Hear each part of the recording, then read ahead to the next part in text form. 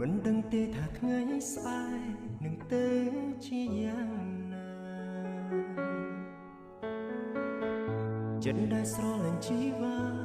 មកខ្វល់រៀងរាល់ថ្ងៃ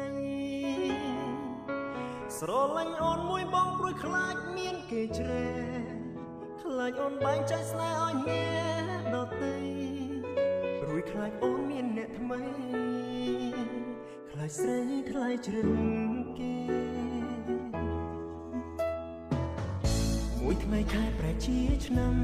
ឲ្យបងរងចាំអូ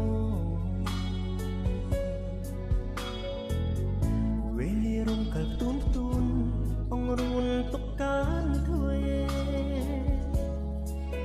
ស្នេហ៍មួយនេះថ្ងៃមុខនឹងទៅជាយ៉ាងណាតែយើងបានរៀបការជាមួយគ្នាដែរទេតែយើងអាចមានថ្ងៃនោះទេមីមេ